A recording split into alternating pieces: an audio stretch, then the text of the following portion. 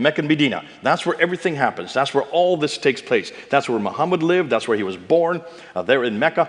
He was there for 52 years, then moved to Medina, and he spent that whole time receiving this book here in those two cities. Do you see where they are? Just so you see them on the map. But here's the problem.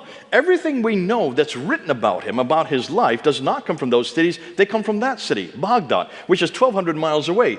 Ibn Hisham, the man who actually wrote that, this guy here who wrote on his biography, he was born in Basra, grew up in Cairo, and wrote in Baghdad. Basra is a good 1,200 miles away. Cairo is a good 990 miles away, and of course Baghdad is 1,200 miles. The guy who wrote down his sayings came from Bukhara, which is in Uzbekistan, which is 2,600 miles away. The guy who wrote down all the tafsir and the tahqiq comes from Tabaristan, which is northern Iran today. That is 1,700 miles. None of these traditional writers lived or worked in Mecca or Medina. They were way too far to the north of Mecca and came from the west and east of Baghdad. Doesn't Raymond realize that these are Abbasid writers, all writing after 750 and way too far away? Agree these four things. Number one, he must have the name Muhammad that looks like that. That name there. You know Arabic? Yeah, we are from Egyptian. You're Egyptian. Okay, is that Muhammad up there? Yes. Okay, is there a Dama and a Fatah up there? Yes. Is there a Mimdal? Yes. Okay, so that's Muhammad. Okay, we got our Arab speaker. What Muhammad looks like, right? And whenever you read it, that's what it looks like.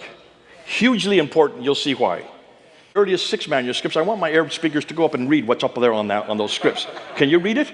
Yes. No, you cannot. Diacritical marks had to be invented because nobody could read that. You can't read it. But that's why they had to be created in the 8th and 9th century. Muhammad, in a written text, just like the one I showed you. Mimha, Mimdal, with a Dama, Fatah, and Fatah. Yes. All right? But that name requires 4 consonants and 3 vowels. In the 7th century, there were no vowels. Ooh, There were no vowels in the Arabic text. Today there are, right? Like today, that's what it looks like today, all right? You both agreed with me that. But since there were no vowels back then, this is what it looked like back then. Now read it. Ooh, did you hear? Muhammad. Yeah. So suddenly it goes from Muhammad to Muhammad.